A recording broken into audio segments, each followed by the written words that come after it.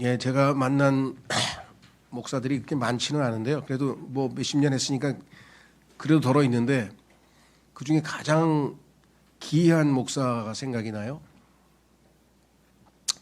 그 당시에 나이가 한 60도 넘으신 것 같은데 그때 저는 뭐 목회도 안 하고 있을 텐데 난 평생에 한 번도 안 아파봤다. 엄청난 간증을 하시는 거예요. 그래서 제가 그때 실수할 뻔했어요. 그러면 목사하면 안 되죠. 그런 사람은 목사하면 안 되죠.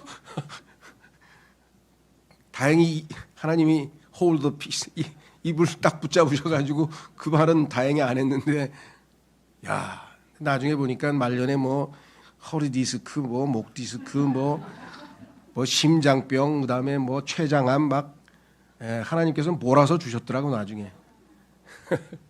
참 물론 안 아프게 산 게 나쁘다는 건 아니에요. 근데 그런 사람이 목회를 하는 건 아닌 것 같다는 생각이 좀 들어서 말씀을 드립니다. 바울의 반대로 베스트 크리스찬, 요즘에 보니까 베프가 유행이네. 베프.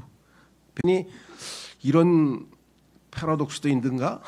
그런 생각이 가끔씩 들었어요. 아니, 설교를 준비하다 보니까 그 생각이 그냥 문득 떠오르더라고요. 그래서 좀 허탈 그런 느낌이 들었는데 어떤 분들이 형제님 실수를 크게 하셨네요. 교회를 시작하자마자 그런 책을 내면 어떻게 해요? 그래서 뭐가 어떻게 된대 했더니 living with pain이 뭐야? 고통과 함께 하는 삶? 그럼 이 교회에 들어오면 고통과 함께 산다는 뜻 아니야? 그럼 이 교회 오겠어요? 그래서 내가 잘 됐네요. 안 아픈 사람도 안 데려가고 아픈 사람들끼리 모여서 우리 그냥 기도만 하고 살지 뭐. 그래서 농담이겠지만 사람들이 보기에는 하필이면 왜 교회 시작하자마자 고통과 함께하는 삶을 그런 책을 번역했냐고 그랬는데 그 책 때문에 신앙 바로 잡히고 하나님께 영광 돌리고 뭐 그런 사람이 간증이 엄청 많아요. 예. 그래서 역설적이지만 오히려 그 책 덕을 많이 봤어요. 저희는 아직도 지금 그 많이 남아 있는데 초판밖에 안 찍었는데도 그게 안 나가는 거 보면 인기는 별로 없는 것 같아. 그 의미심장한 건 알겠는데 읽고 싶지가 않아. 왜? 그럼 나보고 고통당하면서 살려는 뜻 아니야 이거? 그래서 생각하신 분인데 전혀 그렇지 않습니다. 어쨌거나 하여간 안 읽어보신 분은 꼭 읽어보십시오. 자, 그래서 오늘 하나님의 말씀은 질병과 치유인데 하도 이 요즘에 의료대란 때문에 그냥 막 밤낮 아픈 사람 얘기하고 그다음에 그 사람들이 치료 못 받았다 뭐 뺑뺑이 돌았다 막 이런 얘기만 계속 뉴스에 나오니까 게다가 또 제가 하여간 요즘에 계속 이것저것 좀 더 아프더라고요. 뭐 많이 아픈 건 아니고요. 뭐 손가락 관절염, 발바닥 족저근막염, 뭐 고관절 뭐 하여간 등등등등 해서 이제 그 성경에 말씀하신 그대로 낡아짐이 점점 육체적 엔트로피가 진행되는 것 같아서. 어쨌거나 중요한 건 뭐냐? 하나님께서는 이 모든 사실을 잘 알고 우리 그리스도인들은 이에 대해서 잘 대처해야 되는데 안타깝게도 전부는 아니겠지만 상당수의 그리스도인들이 질병에 대해서 좀 성경적인 이 안목을 갖고 있지 못한 것 같아요. 그래서 이유가 뭐냐 그랬더니 이사야서에 보니까 예수님께서 우리를 싹 다 낫게 하셨다 그랬잖아요. 베드로전서에도 써 있고 예수 믿으면 싹 병이 낫도록 성경에 써 있는데 뭔 자꾸만 아프다는 얘기를 하세요. 그래서 내가 우리의 혼의 구속은 다 이루어졌는데 우리의 육체는 그럼 바울은 왜 끝까지 죽을 때까지 아팠어? 사람들이 그 나음을 입었다는 것을 두 가지로 해석하시는데 우리의 혼은 완전히 구속되었지만 우리의 몸은 현재 우리의 육체 안에 죄가 거하고 있고 여전히 우리는 저주하에 놓여 있기 때문에 죽을 때까지 계속 점점 더 아파. 그 통계로 보면 알잖아. 거의 대부분 사람들이 요양원 갔다가 요양병원 갔다 그냥 가잖아 이제. 그 마지막 그 보면은 평생 그 인간의 그 처지가 창세기 3장에 저주하에 놓여 있다는 사실을 모르겠느냐. 그래서 그리스도인들 중에서도 예수님 믿고 병 고침 받고 예수님 믿은 사람이 절반 정도 되는 것 같고요. 엄청 많아요. 목사들도 병 고쳐가지고 목사 된 사람이 인기가 최고예요. 뭐 조용기, 한만연, 문호장 뭐 이런 사람들 막 쟁쟁한 사람들 다 보면 뭐라고 해서 어떻게 고쳤고 막 간증집 한번 내면 야 이 사람 용하다 막 용하긴 뭘 용해요. 예, 하나님이 고쳐주신 건데 어쨌거나 병 고침이 잘못됐다는 건 아니고 저도 밤낮 고쳐달라고 기도합니다. 근데 문제는 성경적으로 우리가 정확하게 알고 있어야죠. 그렇죠? 예, 하나님께서 고쳐주실 수도 있고 안 고쳐줄 수도 있고 그 왜 이유가 뭐냐. 그래서 오늘 거기에 맨 끝에 치유해 보면은 맨 끝에다 제가 기도 응답을 통해서 맨 밑에다 놔뒀는데 사실은 그리스도인은 병 걸리면 제일 먼저 하는 게 기도해야 돼. 기도. 왜? 오늘 여기 나와 있는데 하나님 제가 지금 아픈 게 영 저주로 인한 겁니까? 자연 현상입니까? 엔트로피입니까? 육체가 낡아져가는 노화 현상입니까? 아니면 내가 무슨 죄를 지어서 하나님이 지금 그 죄를에 대해서 회개하라고 나에게 지금 매를 때리신 겁니까? 아니면 이 질병으로 하나님께서 무슨 영광을 받기 위한 것입니까? 아니면 나의 영적 성장에 꼭 필요하기 때문에 하나님께서 주신 그러한 회초리입니까? 요거를 구분을 해서 기도를 해야 돼요. 무슨 말인지 아시겠어요? 그러니까 제일 먼저 기도를 해야 돼. 그래서 성경에 보니까 나중에는 어떻게 해요? 병원에 가야 될 일이야. 하나님께서. 예. 예수님께서 말씀하셨죠? 예. 병든 자에게는 의사가 필요하다. 의원이 필요하다. 아이고 믿음 없는 소리. 이게 하나님 전능하신 하나님이 계시고 치유하시는 여호와 라파가 계신데 왜 병원을 갑니까? 아이 믿음 없는 소리 하시네. 그럼 목사 하시겠어요? 그래가지고 뭐 이런 분도 계세요. 그래서 그러면 예수님은 왜 병든 사람에게는 의사가 필요하다고 말씀하셨을까? 나는 그 말씀을 믿고 가는 건데 믿음으로 가는 거야 나 병원에. 하나님 말씀 믿고. 그러니까 우리가 함부로 이렇게 저렇게 행동해서는 안 된다는 걸 좀 말씀을 드립니다. 특히 제일 나쁜 사람들, 나쁜 사람이라고 해야 되나? 무식한 사람이라고 해야 되나? 하여간 병든 사람한테 가가지고 뭔 죄 졌어? 빨리 자백해. 그래야 낫지. 이런 사람들이 있어요. 있는 게 아니라 많아요. 그래서 성경의 대표적인 사람이 욥의 친구들이에요. 욥의 친구들. 그리스도인의 한 60, 70%는 대부분 다 욥의 친구들이야. 누가 아프면 가가지고 혹시 뭐 죄진 거 있어? 뭔 죄야? 나한테만 살짝 말해봐. 성경에서 죄진 거를 왜 사람한테 얘기해요? 하나님께 자백하라 그러지. 예. 가톨릭 신자들이나 죄에 대해서 사람에게 자백하지. 그건 야고보서 5장을 성경을 뜯어 고쳐가지고 잘못을 서로 자백하라고 그랬는데 죄를 자백하라고 그렇게 성경을 뜯어 고쳐서 생긴 거짓 교리고요. 자, 이게 시작도 안 했는데 이렇게 길게 얘기하면 어떡하나 이제 걱정하시는 분이 계시네. 밥은 언제 먹고?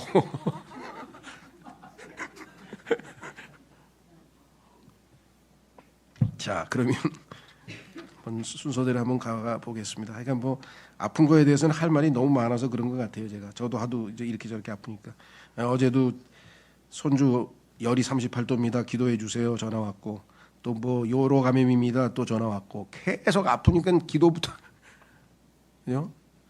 자, 의료 대란이 일어나 많은 아픈 사람들이 제대로 치료받지 못하고 있습니다. 그러다 보니 질병과 치유가 자주 주목받는 담론이 되고 있습니다. 아픈 얘기가 사람들 앞에서 자주 요즘 등장하죠. 병원 얘기, 뭐 의사 얘기, 뭐 이런 얘기. 그러면 성경은 이에 대해 이렇게 말씀합니다. 사도 바울도 그랬고 예수님도 그랬고 항상 그렇죠. 예. 성경은 무엇라 말씀하시느냐? What say the scriptures? 우리의 관심은 성경, 즉 하나님께서는 질병과 치유에 대해서 무슨 생각을 가지고 계시는지 그걸 우리가 알아야 그 말씀을 따라서 우리가 살아야 한다. 그러면 질병의 원인은 뭐냐? 거의 90% 이상의 이건 뭐 제 판단이니까 뭐 오를 수도 있고 틀릴 수도 있어요. 그냥 제가 보기에는 경험상 한 90%의 질병은 아픈 이 병은 인간이 죄인이기 때문에 하나님이 내리신 저주로 인해서 자연적으로 발생하는 거예요. 대부분의 병은요. 성경에 보면 질병과 관련지어서 여러 가지 용어가 나오는데 첫 번째는 병약하다 또는 연약하다, infirmities라는 게 나오고 두 번째는 아프다, 병에 걸렸다, sickness. 그다음에 질병, 예를 들면 뭐 대상포진, 뭐 천식 이렇게 질병에 이름이 붙어 있는 우리도 질병 코드라는 게 있잖아요. 이렇게 쭉 그 질병명 그러면 이게 disease라는 게 나와 있고 그다음에 우리가 4년 동안 그냥 고생했던 pestilence 이건 전염병. 이거는 그냥 하나님께서 인간들이 하도 죄악을 너무 많이 지으니까 하나님께서 심판하시겠다고 한 경고에 보면 하나가 pestilence. 이 전염병인데 때로는 플레이그란 말을 쓰는데 플레이그는 원래 재앙이라는 뜻인데 전염병이 거의 재앙에 가깝다 그래서 또 때로는 플레이그를 전염병으로 역병으로 번역하신 분들도 있는 것 같아요. 하여간 제가 그 얘기를 하려는 건 아니고 이렇게 다양한 종류의 용어가 인간이 아픈 것에 관련지어서 성경에 나와 있다라는 말씀을 좀 드리고요. 첫 번째 창세기로 가보겠습니다. 창세기에서 하나님께서 이렇게 선언하셨죠. 그런 다음에 그분께서 아담에게 이같이 말씀하셨느니라 내가 너의 아내의 음성에 경청하였기에 내가 너에게 명령하여 말한 것 곧 너는 그것에서 나는 것을 먹지 말라 한 그 나무에서 나는 것을 먹었으므로 너로 인하여 토양은 저주를 받느니라. 땅이 지금 저주를 받았는데 그 저주받은 땅에서 나는 음식을 우리가 매일 먹으니 뭐 우리 몸에 좋을 게 없죠. 자, 너의 생애의 모든 날들 동안 너는 슬픔 가운데 토양에서 나는 것을 먹으리라. 또한 토양은 너에게 가시나무들과 엉겅퀴들도 낼 것이며 너는 들의 야채를 먹으리라. 내가 토양으로 돌아갈 때까지 너의 얼굴에 땀을 흘려야 내가 빵을 먹으리니 내가 토양에서 취하여진 까닭이라. 이는 내가 진토이기에 내가 진토로 돌아갈 것이기 때문이라. 어쨌거나 하여간 인간이 먹는 모든 음식의 원천인 땅 자체가 문제를 안고 있으니 그렇죠. 예. 그래서 하나님께서 이제 아시다시피 이 땅에서 농사 열심히 져가지고 하나님께 바친 가인의 그 헌물은 받지 않으셨는데요. 어쨌거나 자, 그래서 첫 번째는 저주로 인해서 자연 현상으로 인간의 몸에 여러 가지 문제들이 발생하게 된다. 두 번째는요. 그 증거로 신음하고 있다는 말씀을 했는데 로마서 8장 15, 24절. 로마서 8장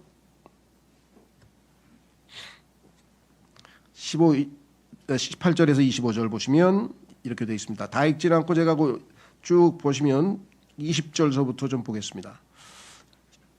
18절서부터 성경에는 띄워는 나는데요. 자, 20절서부터 보시면 이는 창조물이 자원하여 헛된 것에 굴복하게 된 것이 아니요 오히려 그 창조물을 소망 안에서 굴복시키시는 분 때문이니 하나님께서 저주를 내리셨다.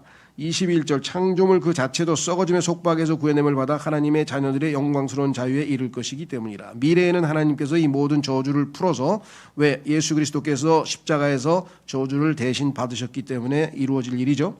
이는 창조세계 전체가 지금까지 고통으로 함께 신음하며 상고를 치르고 있음을 우리가 알기 때문이라.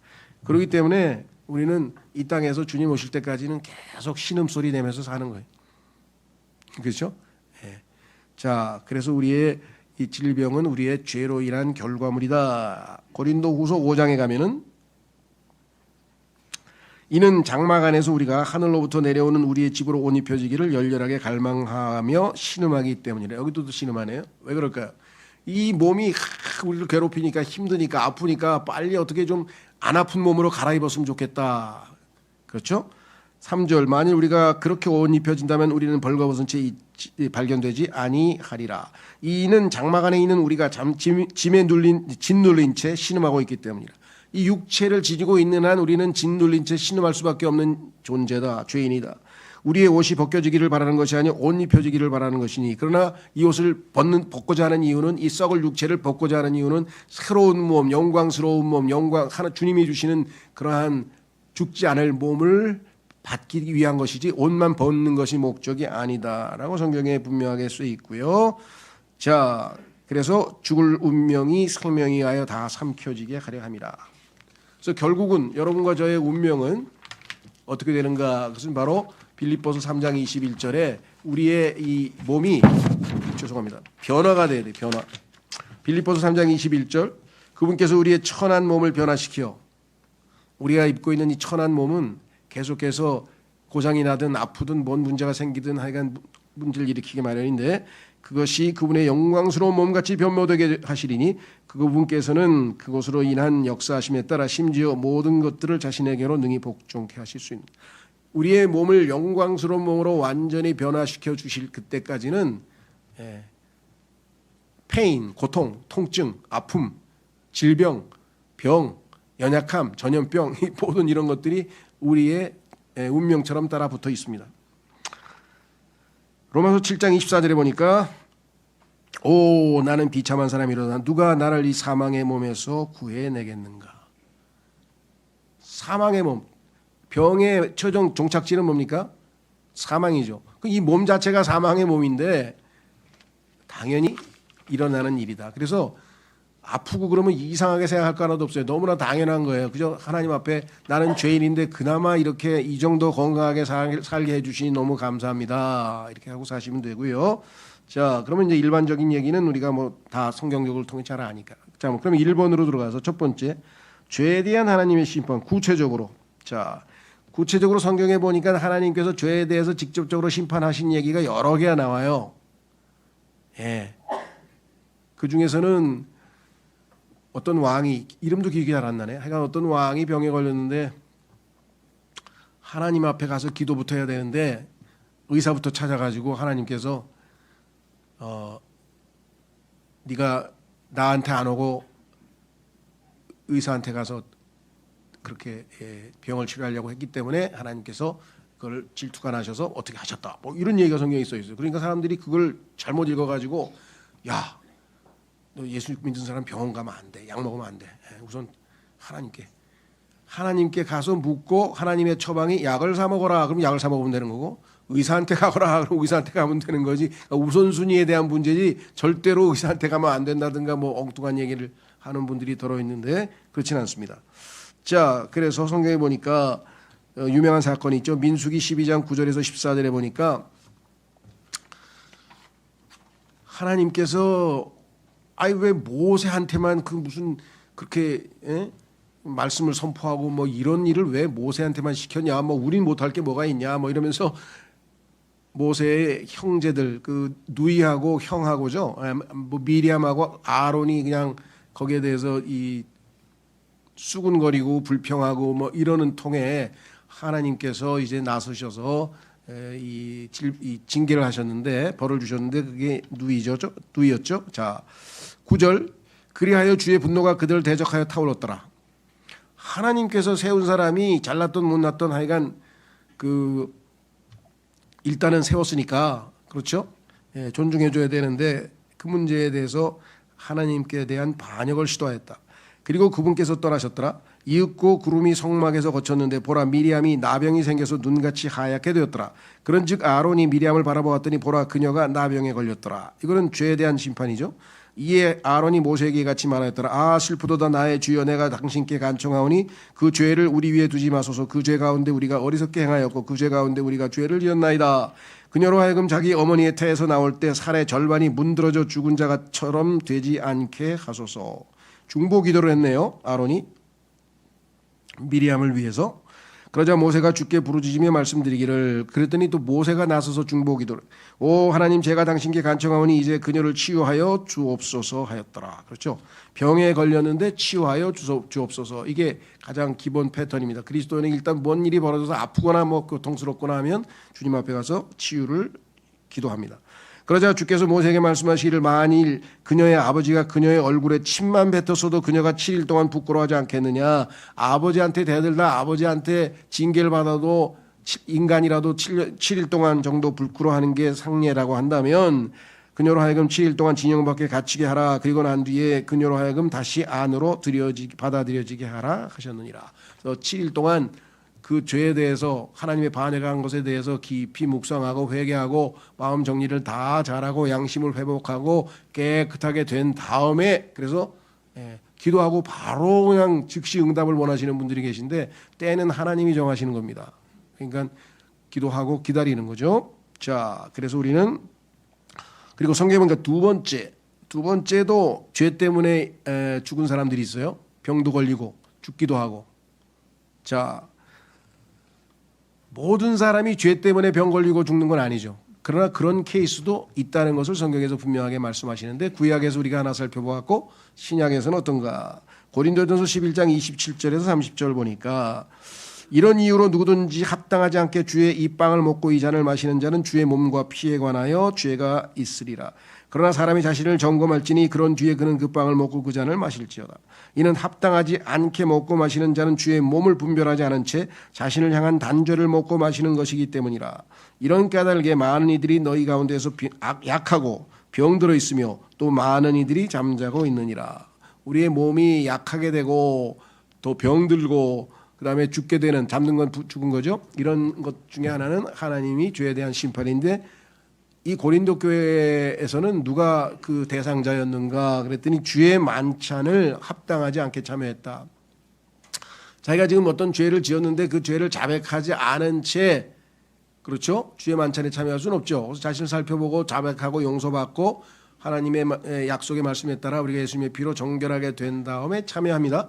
두 번째, 여기서 말씀하시는 주의 29절에 주의 몸을 분별하지 않은 채라고 했을 때에는 성경에 보면은 주님의 몸은 그리스도인들, 주님의 몸된 교회에 대한 이야기이지 예수님에 대한 얘기가 아니거든요. 그건 상징이죠, 상징. 그래서 예수 그리스도의 살과 피라고 하는 것은 상징적인 의미로 쓰인 것인데, 이 당시에 있는 사람들 중에는 소위 말하는 로마 가톨릭 교회에서 말하는 화채설 또는 그와 비슷한 얘기, 실제적으로 그 조그만 빵이 예수님의 실제 살이다. 딱 먹는 순간 예수님의 실제 살이 돼서 우리 몸 안으로 들어간다. 잔을 마시는 순간 실제 예수님의 피가 된다. 그러면 하나님께서 모순이 되는 거죠. 육체의 생명은 피에 있고 피는 마시지 말라고 주님께서 명령하셨는데 피를 먹게 했다? 이건 말이 아니에요. 그래서 그러한 잘못된 인식을 가지고 주의 만찬에 참여하는 것은 합당치 않다라고 성경에서 지금 분명하게 말씀을 하고 계신 겁니다. 자, 이와 같이 죄에 대해서 하나님께서는 심판을 하셔서 그 죄를 깨닫고 회개하는 순간에 하나님께서 적정한 때에 다시 우리를 회복시켜 주신다. 이건 명백한 사실입니다. 여러분 그런 적 없나요? 저는 뭐 여러 번 있었을 것 같아요. 근데 기억나는 게 아주 정확하게 하나는 있어요. 그러니까 무슨 얘기인지 묻지는 마세요. 창피하니까. 뭔 죄를 지어가지고 하나님 기도했더니 고쳤습니까? 물어보시는 분들이 있는데, 성경에서는 하나님께만 자백하라 그러지 여러분들에게 공개하라는 소리는 안 나와요.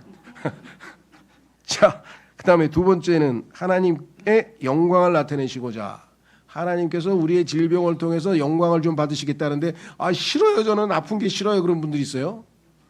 그게 하나님께 영광 돌리는 기회를 제공해 주는 거라면 받으셔야 되겠죠. 그렇죠? 자, 그래서 출애굽기 4장 6, 8절에 보니까 이런 일이 있었어요.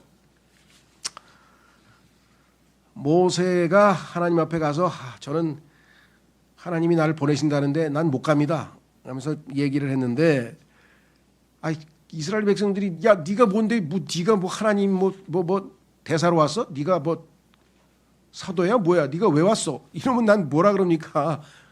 그리고 막 뒤로 빼고 있는데 하나님께서 뭐라고 말씀하셨는가?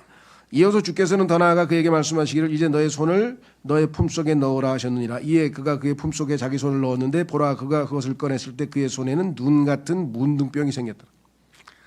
하나님께서 이제 기적을 보여주면서 너는 네 힘으로 가는 게 아니야. 내가 이렇게 능력 있는 전능하신 하나님이 너와 함께하는 거다. 그걸 보여주시기 위해서 처음에는 막대기를 집어 던졌더니 그게 뱀으로 바뀌었죠. 그런 몇 가지를 하는데 그 중에 하나가 뭐냐 그랬더니 여기 나와 있는 것처럼 치유의 기적이에요. 치유의 기적.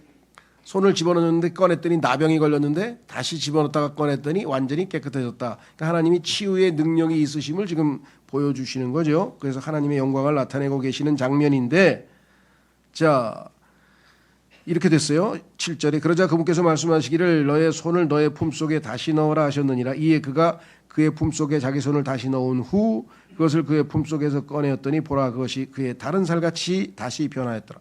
곧이어 그분께서 이같이 말씀하셨느니라. 그런즉 만일 그들이 이스라엘 백성이죠. 그들이 너를 믿지 않고 너의 첫 번째 표적의 음성에도 경청하지 않는다면, 막대기가 뱀이 된 것, 지팡이가 막대기가 뱀이 된 것도 안 믿고 그러면은 이러한 일이 있으리니 그들이 나중 표적의 음성은 믿으리라. 두 번째 거는 믿게 될 것이다 하면서 이제 하나님께서 모세를 설득하고 계시는 장면인데요. 자, 그래서 이렇게 치유를 통해서 하나님의 영광을 드러내실 수도 있습니다. 요한복음 11장으로 가시면 예수님께서 직접 말씀하셨죠. 나사로가 병들어 죽은 것은 하나님의 영광을 위해서 병들어 죽은 것이다. 이렇게 성경이 말씀하셨어요. 그렇죠? 히스기야는 그것도 모르고 그냥 억울하옵니다. 더 살고 싶습니다. 그래가지고 15년 더 살았는데 정말 어마어마한 수치를 안겼죠. 그가 낳은 그 15년 동안 낳은 아들 므낫세가 이스라엘을 하나님께 유다를 하나님께 죄를 짓게 해서 바벨론 포로로 70년 끌려가게 된 직접적인 원인은 므낫세의 사악함이라고 하나님께서 성경에서 말씀하셨어요. 그런 아들 나올까 봐 일찍 데려가시려고 하나님이 미리 알아서 처리하셨는데 얼마나 참 멍청하게 행동했는지 모르죠. 요한복음 11장 1절에서 4절 이때 나사로라는 이름으로 불리는 어떤 남자 한 명이 별들었는데 마리아와 그녀의 자매 마르다의 마을인 베다니 출신이었더라. 그 마리아는 향유를 주께 붓고 그분의 두 발을 자신의 머리카락으로 닦던 자였더라. 그녀의 오라비인 나사로가 병들었더라. 그러므로 그의 자매들이 그분께 사람을 보내어 말씀드리기를 주여 보소서 당신께서 사랑하시는 자가 병들었나이다 하였더라. 예수님께서 그것을 들으시자 친히 말씀하시기를 이 병은 사망에 이르는 것이 아니라 오직 하나님의 영광을 위한 것이라. 이로써 하나님의 아들이 그것을 통하여 영광을 받으려 함이라. 하나님의 영광을 위한 것이고 하나님의 영광을 받으시면 아들도 영광을 받는다. 이렇게 예수님이 말씀을 하셨어요. 글쎄요, 우리 주변에는 그 병으로 인해서 하나님께 영광 돌리고 있는 사람들이 의외로 많은 것 같아요. 요즘 최근에 보니까 너무 감사하다고 해야 되나 어떻게 되나 모르겠는데 주변에 그냥 목사들이 암에 걸린 사람이 너무나 많어. 근데 그분들이 다 그거를 통해서 막 고난을 통해서 극복하면서 막 다 좋은 책들을 써냈더라고요. 막 유튜브에도 나오고 막 책도 내고 그런 걸 보면은 참 목사로서 설교하면서 하나님께 영광 돌린 것보다 더 많이 영광을 돌리신 것 같아. 제가 읽어보니까. 예, 그뿐 아니라 그 유명한 송명이라고 하는 그 뇌성마비에 걸려서 평생을 정말 앉아서 기어다니지 하면서 그 자매도 그가 쓴 시집이 얼마나 많은 사람들에게 용기를 주고 어떤 희망을 주고 또 예수님을 알게 하고 하나님이 어떠하신 분임을 전하고 이런 것들을 통해서 뭐 상상을 초월하는 많은 사람들이 한 사람의 우리가 볼 때는 너무나 어렵고 힘든 인생이지만 그걸 통해서 하나님께 크게 영광을 돌린 일들이 많이 있습니다. 최근에도 보면은 뭐 크론병 그다음에 무슨 병 해가지고 그 병과 함께 10년 20년 지내던 그런 간증집들이 많은데 상당수가 보니까 목사 아니면 목사 부인이더라고요. 상당수가. 예, 그래서 뭐 그런 걸 이겨낸 걸 통해서 하나님께 어떻게 영광을 돌렸는가. 예, 그래서 혹시라도 뭐 잘은 잘 모르겠습니다만은 하나님께서 여러분들 통해서 우리를 통해서도 하나님의 영광을 나타내시고자 질병을 주실 수도 있다. 그러니까 한번 물어보세요. 하나님 제가 이렇게 큰 중병에 걸렸는데 이거를 통해서 하나님께서 영광을 받기 위해 하신 것인가? 그렇죠? 자, 그다음에 세 번째는 이게 제가 볼 때는 뭐 우리 그리스도인들에게는 제일 중요한 것 같아요. 우리가 예수 그리스도를 닮아가서 성장해야 되는데 그렇죠? 영적 성장을 위해서는 하나님께서 성경에 보니까 징계, 즉 회초리라는 게 필요해요. 그렇죠? 대부분 안 맞고 자라고 그냥 뭐라 그럴까 그냥 하고 싶은 대로 하고 그런 사람들은 대부분 지금 이렇게 저 감옥에서 편하게 쉬고 계시고 그냥 두들겨 맞고 막 고생하고 막 야단 맞고 막 잔소리 듣고 그런 사람들 보면 나중에 다 커가지고 막 돈 벌어가지고 부모 집 사주고 그냥 뭐 해주고 막 그런 얘기가 좀 엄청 많더라고 보니까. 네. 그래서 자 여기 보니까 영적 성장을 위해서는 우리에게 하나님의 이 회초리가 사랑의 매라고 우리가 얘기하는데 그 사랑의 매가 필요하는데 그 중에 한 가지가 질병이에요. 왜냐하면 아픈데 장사 없다고요. 아프면은 성경에 보니까 고통을 당한 자가 죄에서 그침이라. 죄를 안 짓는 방법이 뭐냐? 하나님 앞에 거룩하게 될 수 있는 방법이 뭐냐? 베드로전서에 보니까 죄를 안 짓는 사람이에요. 그렇죠? 아니 죄를 짓는 사람 어떻게 된 거예요? 죄를 안 짓는 방법은 제일 좋은 방법 중에 하나가 뭐냐면 고통 중에 있는 거예요. 아프고 괴롭고 힘들면 죄를 지을 힘도 없어. 그렇죠? 예, 그래서 우리가 너무 이렇게 잘 풀리고 뭔가 약간 잘 나가고 그러면 하나님께서 제동장치로 가끔씩 질병이라고 하는 것을 허락하십니다. 뭐 하나님께서 일부러 주실 일은 없겠지만 허락하시죠.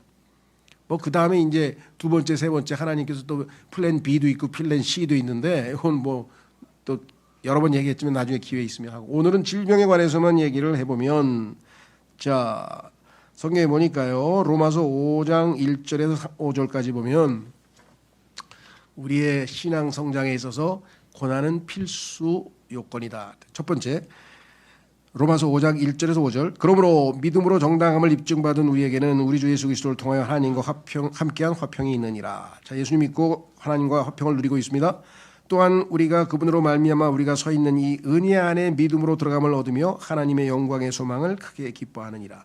예수님 믿고 하나님과 화평을 누리고 언제든지 믿음으로 하나님의 은혜의 왕좌에 나가서 대제사장이신 예수님의 도움을 받고, 그리고 이 땅에 아무리 어려운 일이 있더라도 예수 그리스도께서 영광 가운데 나타나실 소망, 복된 소망을 기다리면서 이 땅에서 살아가는 것, 이것이 그리스도인이 누리는 가장 중요한 세 가지 축복이죠. 그러면 구원받고 난 다음에 휴거될 때까지, 아니면 예수님 죽을 때까지, 죽어서 예수님 함께 하늘나라로 갈 때까지, 그 기간 동안 어떻게 되는가 봤더니 첫 번째가 뭐예요? 여기 보니까 3절에 그런즉 우리는 그렇게 할 뿐 아니라 환난들도 기뻐하나니. 환난들 중에는 여러 가지 종류가 있겠죠. 뭐 재정적인 어려움도 있겠고, 뭐 하여간 한두 가지가 아니겠지만 그 중에 하나는 우리의 질병이나 고통, 페인, 고통, 아픔. 자, 그래서 여기 뭐라고 되어 있냐? 환난은 인내를 이루고. 이 땅에서 정말 이 시대, 우리가 살고 있는 이 시대의 인간들에게 가장 부족한 덕목이 무언가? 뭐 많겠죠. 뭐 겸손, 뭐 교만, 겸손도 없고 뭐 다 없어요. 하여간 아까 얘기했지만 순수함도 없고 의로움도 없고 아무것도 없는데, 그래도 제일 제가 보기에는 인간들에게 부족한 덕목이 뭐냐면 인내인 것 같아요. 인내. 그럼 PC방에 가서 보면 알아요. 그렇게 보면 그냥 이걸 두드리는데, 내가 봐도 나는 그걸 쫓아가기도 막 너무나 빨라가지고 막 정신이 없어. 근데 늦는다고 막 두들기는 거예요. 빨리빨리 나오고 화면 빨리빨리 나오고 막 내리치는데, 컴퓨터도 그렇다니까요. 이렇게 컴퓨터 젊은 분들 하는 거 보면 그냥 하다가 보니까 빠바바바바 왜 눈을 하더니 왜 빨리 안 나오냐는 거야.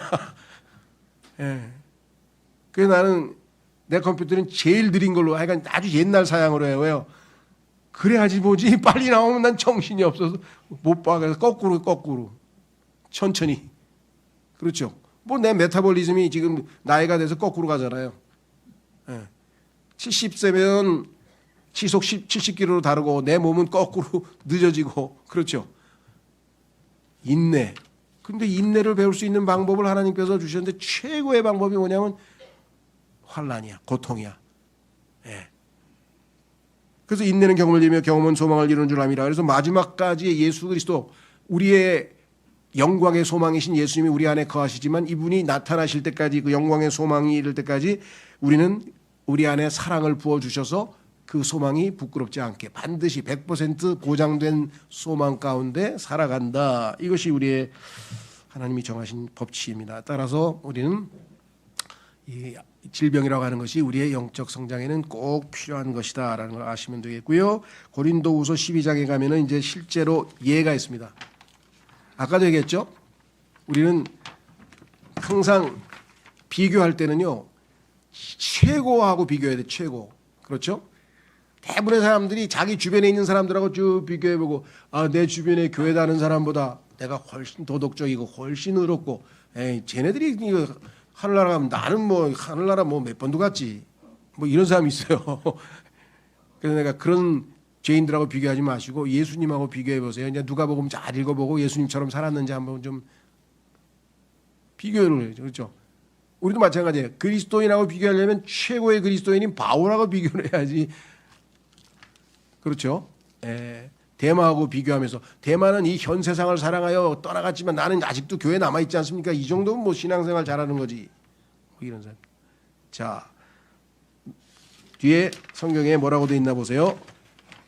바울의 경우 얼마만큼 그가 질병을 통해서, 고통을 통해서, 아픔을 통해서 영적으로 성숙함을 이루었는지, 예수 그리스도를 닮아갔는지를 본다면, 그 고통의 가치를 안다면 우리가 질병에 대해서 다른 시각에서 바라볼 수가 있겠죠. 고린도후서 12장 5절에서 10절 보시면, 이러한 사람에 관하여서 내가 자랑하겠노라. 아마 자기 자신인데 자기를 내세울 수는 없겠죠. 그럼에도 나 자신에 관해서는 내가 자랑하지 않겠으니 오직 나의 연약함들을 자랑하겠노라. 연약함, 강함이 아니라 연약함을 자랑한다 그랬어요. 그러니까 역설이죠. 예. 이는 비록 내가 자랑하기를 간절히 바랄지라도 내가 어리석은 자가 되지 아니할 것이기 때문이요 내가 진리를 말할 것이기 때문이라. 있는 그대로 얘기하겠다. 그러나 어떤 사람도 그가 나를 있는 그대로 보는 것 이상으로 생각하거나 혹은 그가 나에 관하여 듣는 것 이상으로 생각하지 않도록 지금은 내가 참노라. 과대평가할 필요도 없다는 거죠. 사도 바울 대단해 지금 뭐 그런 높임을 하려는 것도 필요 없다. 7절 그런즉 계시들의 풍성함으로 말미암아 내가 정도를 지나쳐 크게 높아지지 않게 하고자. 하나님께서 나를 지나치게 사람들에게 높임 받는 것을 원치 않으셔서 육체의 가시 곧 사탄의 전령이 나를 치도록 주어졌으니 내가 정도를 지나쳐 크게 높아지지 않게 하려 함이라. 야, 저 사람 지금 성경을 서신서를 지금 몇 개를 썼어? 지금 10개도 더 썼네. 어우, 사도 바울 대단해. 가는 곳마다 교회가 세워지고, 야, 정말 사도 바울 대단해. 뭐 요즘으로 치면 뭐 최고의 뭐 목사라고 할 수 있나요? 하여간 뭐 그렇죠. 뭐 빌리 그레이엄은 뭐 저리 가라고 할 정도일 텐데. 자, 그래서 하나님께서 어떻게 하셨는가? 8절 이러한 일로 인하여 그것이 나에게서 떠나게 해달라고 내가 주께 3번이나 간청하노라. 육체에 가시가 붙어 있는데 지난번에 오셨던 세뮤엘 김 목사가 그 얘기를 하셨죠. 그 고통과 함께하는 삶이란 간증집의 저자이신 분인데 20대 목사가 되면서 2층에서 떨어져가지고 목이 부러졌는데 그 수술이 어떻게 잘못됐는지 하여간 하루에 평균 3-4번씩 거의 죽을 정도의 고통스러운 순간이 온다는 거예요. 어떤 자세에서 그게 오는지를 모르니까. 근데 그거를 몇십 년을 하루에 3-4번씩 그런 통증을 가지고 달고 살면 어떻겠어요? 그 비슷한 사람 한번 뵀는데 그분도 그냥 그것 때문에 거의 막 자살하려고까지 갔다 그러더라고요. 도저히 그게 힘들어가지고. 어쨌거나 떠나게 해달라고 내가 주께 3번이나 간청하였노라. 그러자 그분께서 나에게 이같이 말씀하셨느니라. 나의 은혜가 너에게 충분하도다. 그거 달고 살아도 충분히 내가 은혜를 제공해 줄 테니까 걱정하지 말라. 여러분 어떠세요? 네. 우리는 그냥 어떻게든지 그 아픈 거, 뭐 통증 아니면 불편한 거 이거 없애보려고 그냥 막 얼마나 합니까? 그렇죠?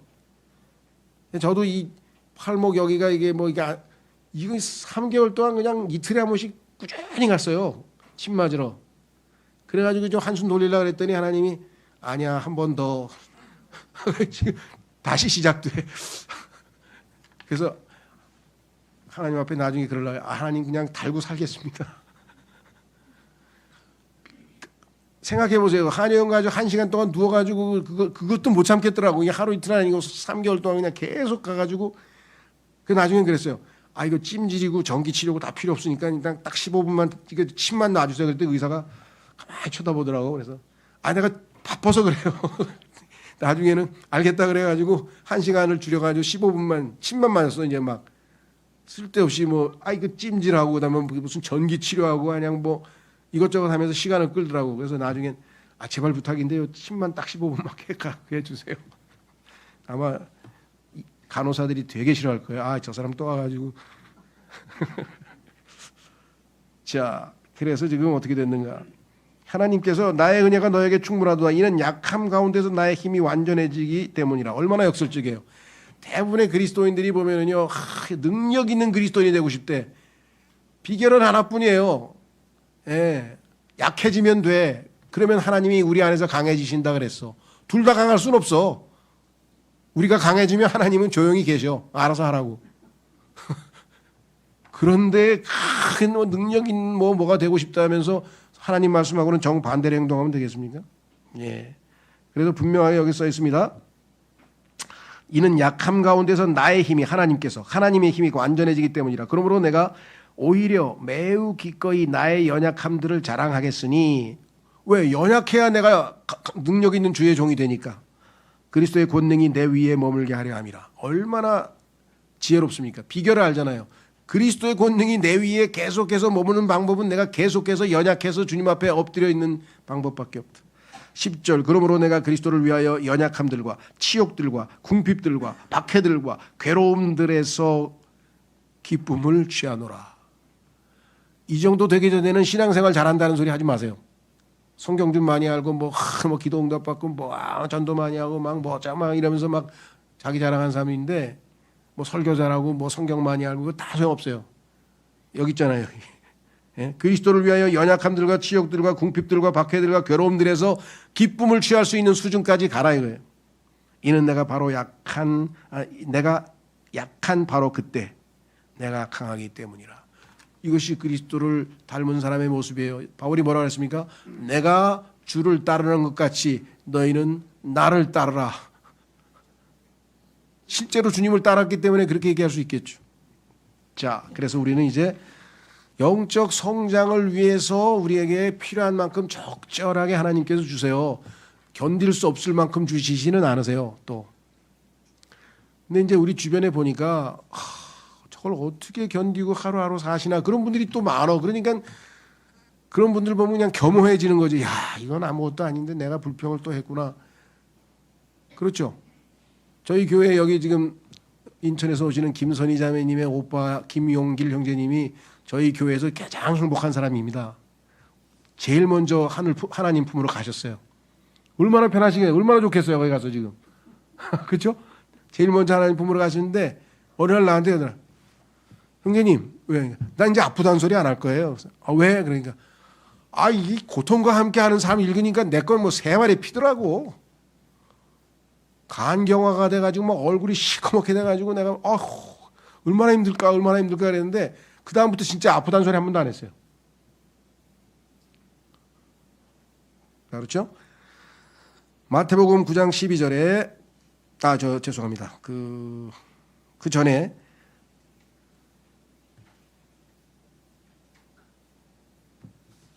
뭐죠? 베드로전서 4장 1절 한번 보겠습니다. 베드로전서 4장 1절. 우리의 영적 성장에는 우리가 죄와 결별하고 예수님을 위해서 사는 삶이 중요한데 죄를 짓지 않을 수 있는 비결 이렇게 되어 있네요. 베드로전서 4장 1절 2절에 그렇다면 그리스도께서 우리를 위하여 육체로 순환을 겪으셨으므로 너희 자신도 이와 같이 같은 생각으로 무장할지니 육체로 고통받는 자는 죄를 중단하였기 때문이라. 이는 그가 더 이상 그의 육체 안에 있는 자신의 남은 시간을 사람들의 정욕들에 따라 살지 아니하고 다만 하나님의 뜻에 따라 살게 하려 함이라. 이 목적으로 하나님께서 우리에게 고통을, 질병을 주실 수 있다라고 하는 사실을 우리가 믿어야 된다는 거죠. 자, 그래서 마지막 결론을 내리겠습니다. 치유는 첫째 의사를 통해서 마태복음 9장 12절에 보니까 그러나 예수님께서 그것을 들으셨을 때 그분께서 그들에게 이같이 말씀하셨느니라. 온전한 자들은 의사가 필요하지 아니하나 병든 자들은 필요하니라. 그렇습니다. 그래서 얼마나 많은 의사들을 우리 주변에 주셨습니까? 하나님께서. 그죠? 다른 어느 나라보다도 우리가 복된 나라이긴 한데 지금 하여간 뭐가 이게 해결이 안 되고 참 어려운 처지네요. 자, 열심히들 기도하시고 두 번째는 골로새서 4장 14절에 보니까 사랑받는 의사인 누가와 데마가 너희에게 인사를 전하니라. 사랑받는 의사, beloved physician. 근데 성경에 보니까 예수님께서 뭐예요? 예수님도 physician, 예수님도 의사라 그랬어요. 예수님도 의사인데 예수님 닮은 사람 이 누가라고 하는 의사를 하나님께서 바울의 선교 여행에 죄송합니다. 이 표현이 맞는지 모르겠어요. 주치의로 붙여주셨어요. 하나님께서 얼마나 자비로우세요. 왜? 평생 사탄의 사자, 사탄의 전령, 육체의 가시가 달려서 살지만 그렇죠? 항상 옆에는 사랑하는 그 의사를 옆에다 하나님께서 붙이셔서 동행하면서 그가 모든 목적을 다 이루고 선교 사역을 다 마칠 수 있도록 하셨다 그랬습니다. 우리 주변에 여러분 뭐 누가보다 뭐 얼마나 많은 의사들이 주변에 있습니까? 그렇죠? 예. 최근에는 하여간 제가 다니는 병원에 그 의사 선생님은 저하고 나이가 저보다도 3살인가 위신데 친구가 없으신지 저만 가면 그냥 붙들고 얘기를 많이 하셔요. 예. 나보고 당신 저 목사님 거기 나오셨다면서요? 고등학교. 우리 아버지가 그 고등학교 선생님이었어요. 나 거기서 그 학교 앞에서 살았어요. 하면서 그냥 그분과 그분의 아내부터 그냥 몇 달을 계속 주사를 맞으러 가니까 친구가 됐어. 자기가 쓴 책도 하나 주고 나도 우리 성령의 열매 하나 줬더니 이 우리 교회 독서 토론에서 이걸로 할 겁니다 하면서 막 또 좋아하시고 그래서 몇 권이 필요하니까 내가 또 기증도 해드리고 그랬는데 자 얘기가 또 이상한 데로 가버렸네. 자 그다음에 이제 약을 통해서 하나님께서 약도 쓰라 그랬어요. 자 너의 위장과 자주 앓는 너의 질환들로 인하여 더는 물만 마시지 말고 소량의 포도즙을 사용하라. 근데 소량을 빼고 포도즙을 계속 사용하는 사람들이 있어. 그러니까 이걸 포도주로 착각을 해가지고 와인은 성경에 보니까 약으로 마시라고 성경에 써 있습니다. 그냥 마셔도 돼요. 막 이렇게 또 합리화하시는 분인데 그건 아닙니다. 잠언에 보면 와인 잔도 쳐다보지 말라고 성경에 써 있어요. 하나만 붙들지 마시고. 자 그래서 이 포도즙이 우리에게 소화가 잘 된다는 것은 뭐 상식적으로 우리가 알 수 있죠. 그 다음에 성경에도 보면 하나님께서 사용하신 방법 중에 이건 적용을 해야 될지 안 해야 될지는 아닙니다. 그런데 어떤 분이 믿음으로 기도하다가 자기 교회에 그 암 환자가 하나 찾아왔는데 자기가 그 암 환자를 돌보면서 기도하면서 이렇게 같이 교제하다가 어느 순간에 갑자기 하나님께서 그거 한번 해보면 어떨까? 그랬는데 보니까 그게 이사야가 죽을 병에 걸렸는데 하나님께서 그 무화과를 갖다가 그 종기에다가 붙여가지고 치료한 경우가 나와요 성경에. 그래서 그 사람에게 그 암 부위에다가 무화과를 봤는데 진짜 나버렸다는 거야. 근데 이분은 신뢰할 만한 분이야. 그래서 했더니 아무한테도 얘기하지 마세요. 요거 예외적인 케이스 딱 한 개인데 사람들이 전부 다 무화과 동나요 잘못하면. 그렇죠. 하나님께서 특별한 케이스로 하신 거예요, 이거는. 그러니까 그걸 막 일반화 시켜가지고 다 할 수는 없어요. 개개인마다 다 다르잖아요. 어떤 사람은 기도만 하면 병이 낫는데 나는 기도만 하면 병이 심해져. 그럼 어떻게 된 거예요? 별의별 사람이 다 있잖아요. 그러니까 일반화 시키면 안 돼. 하나님과 1대1의 관계에서 모든 문제를 다 해결하셔야 된다는 거예요. 자, 그 다음에 음식 조절을 통해서 이걸 통해서 또 병 고친 사람 또 얘기 많아요. 그분은 평생 아픈 병 어떻게 고쳤냐 했더니 첫째 이거 한번 하셔도 좋습니다. 그 사람이 고쳤으니까. 첫째 하루에 1시간씩 성경을 읽는다. 둘째 하루에 1시간씩 숲속을 찬송을 하면서 걷는다. 셋째 현미를 꼭꼭 씹어 먹는다. 다 알았다는 거야. 그 자기가 그냥 간증 비슷하게 이렇게 그냥 이렇게 끄적끄적 해놨더니 어떤 사람이 그걸 보고 나 이대로 한번 해볼래 그러더니 얼마 전에 연락이 왔대. 내가 그걸로 암을 고쳤다는 거야. 이것도 요 사람에게만 해당되는 거예요. 하나님께서 그 방법으로 쓰실 수도 있어요. 그러나 하여간 전반적으로 봤을 때는 얼마나 건전해요. 그렇죠? 자, 그 구절 한번 찾아보겠습니다. 잠언, 성경은 이번 마지막이니까 찾겠습니다. 4장 23절 맞춰야 되겠니까. 잠언 4장 23절 찾고 맞추겠습니다. 이 사람이 적용한 건 뭐냐? 성경적으로 굉장히 건전한 방식을 적용했다는 거예요. 왜? 성경에서 약속이 있어요. 잠언 4장 22절인가요?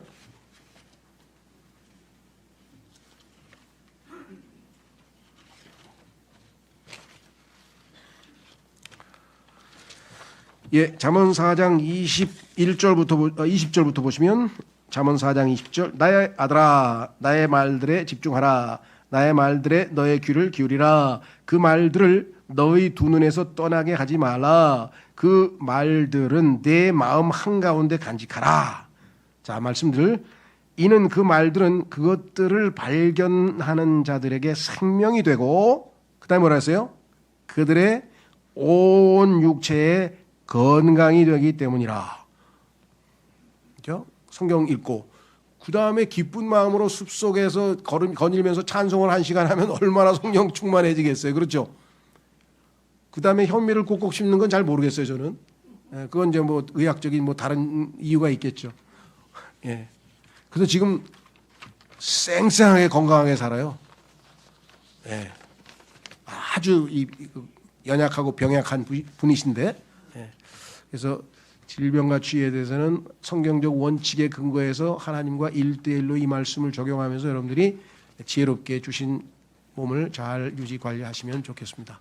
오늘 주신 말씀 통해서 하나님 말씀 곰곰이 씹으시면서 아, 내가 이렇게 아팠던 게 하나님께서 나의 영적 성장을 위해서 주신 기회였는데 내가 그것도 모르고 불평불만만 했구나. 뭐 그런 경험이 있으신 분들은 회개하시면 되겠고요. 아, 내가 지금 앓고 있는 이것도 영적 성장을 위해서 하나님께서 유익하게 사용하시겠구나. 믿음으로 오늘 말씀을 올바르게 반응하실 수 있도록 기도하겠습니다.